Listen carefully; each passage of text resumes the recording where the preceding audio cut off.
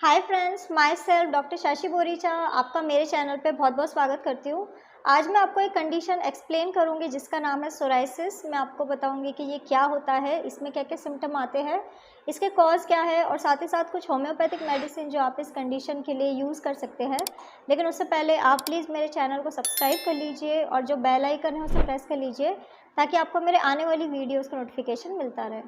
तो चलिए स्टार्ट करते हैं। सबसे पहले आखिर सोराइसिस क्या होता है। तो सोराइसिस एक स्किन कंडीशन है जिसमें स्किन सेल्स बहुत फास्ट मल्टीप्लाई करने लग जाते हैं नॉर्मल से, और उसमें स्किन का बिल्डअप होने लग जाता है, कुछ बम्पी पैचेस बनने लग जाते हैं। जिन लोगों का कॉम्प्लेक्शन लाइट होता है उनमें पिंक कलर के या फिर रेड कलर के पैचेस बन सकते हैं जिसमें वाइट कलर की स्केल्स हो सकती है, और जिन लोगों का कॉम्प्लेक्शन डार्क होता है उनकी स्किन में पर्पल या फिर ब्राउनिश कलर के पैचेस बन सकते हैं।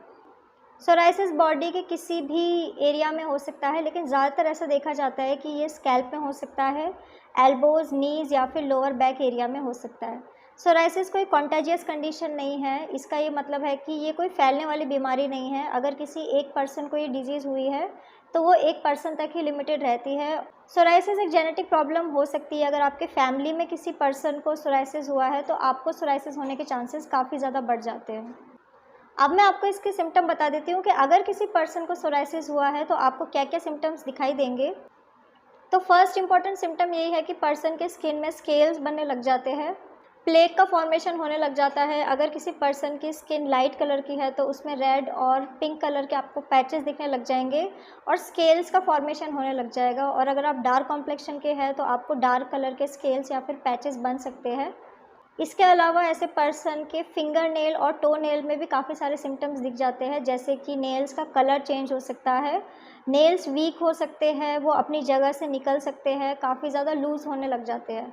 इसके अलावा स्कैल्प में भी कई बार सिम्टम आ जाते हैं। स्कैल्प में भी स्केल्स बनने लग जाते हैं, स्क्रैचेस होने लग जाते हैं। स्कैल्प में प्लेक या फिर क्रस्ट का फॉर्मेशन भी हो सकता है। अब मैं आपको सोराइसिस होने का कॉज बता देती हूँ कि आखिर क्या रीज़न है किसी पर्सन को सोराइसिस होने का। तो इसका अब तक कोई भी एग्जैक्ट कॉज नहीं पता, लेकिन कई सारे फैक्टर्स इसके लिए रिस्पॉन्सिबल है। जैसे कि जेनेटिक एक बहुत ही इंपॉर्टेंट फैक्टर है। अगर आपकी फैमिली में किसी को ये कंडीशन हुई है तो आपको होने के चांसेस काफ़ी ज़्यादा बढ़ जाते हैं। इसके अलावा इम्यून सिस्टम भी रिस्पॉन्सिबल है। ये एक ऑटो इम्यून बीमारी हो सकती है जिसमें अपनी बॉडी का इम्यून सिस्टम अपने ही सेल्स को डैमेज करने लग जाता है। इसके अलावा कई बार इन्फ्लामेशन के बाद भी सोराइसिस हो सकता है। सोराइसिस होने के कई सारे ट्रिगर्स भी हो सकते हैं, जैसे कि अगर आपको कोई कट लगा था, कोई स्क्रैप्स हुई थी या फिर कोई सर्जरी हुई है तो उसके बाद भी आपको सोराइसिस हो सकता है। इसके अलावा इमोशनल स्ट्रेस एक बहुत ही इंपॉर्टेंट फैक्टर है। अगर आप कुछ टाइम से स्ट्रेस में रह रहे हैं तो आपको सोराइसिस हो सकता है। इसके अलावा अगर किसी पर्सन को स्ट्रेप इन्फेक्शन हुआ था, गले में किसी भी तरीके का इन्फेक्शन हुआ है, तो उसके बाद भी सोराइसिस हो सकता है। या फिर आप कोई मेडिकेशन यूज़ कर रहे हैं, जैसे कि ब्लड प्रेशर की दवाइयाँ यूज़ कर रहे हैं, तब भी आपको सोराइसिस होने के चांसेस काफ़ी ज़्यादा बढ़ जाते हैं। इसके अलावा एंटी मलेरियल ड्रग्स, लिथियम या फिर कोई मूड स्टेबलाइज़र मेडिसिन हो गई, या फिर कोई एंटीबायोटिक थी या फिर एनसेड्स मेडिसिन है, तो इसके वजह से भी आपको सोराइसिस हो सकता है। अब मैं आपको कुछ होम्योपैथिक मेडिसिन बता देती हूँ जो आप इस कंडीशन के लिए यूज़ कर सकते हैं। तो मेडिसिन जैसे कि आप पेट्रोलियम 30 मेडिसिन का यूज़ कर सकते हैं, आप सोराइनम 30 मेडिसिन का यूज़ कर सकते हैं। इसके अलावा आप थूजा 30 मेडिसिन का यूज़ कर सकते हैं। ये सारी की सारी मेडिसिन इस कंडीशन के लिए बहुत ही यूज़फुल मेडिसिन है। आपको 4 ड्रॉप दिन में 2 बार डायरेक्ट अपने टंग के ऊपर इस मेडिसिन को यूज़ करना होगा।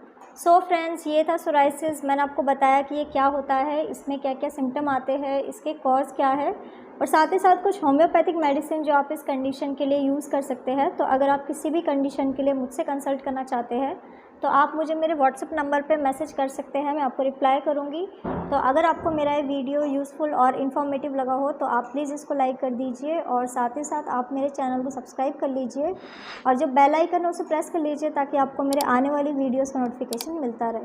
तो आज के लिए बस इतना ही। Thank you.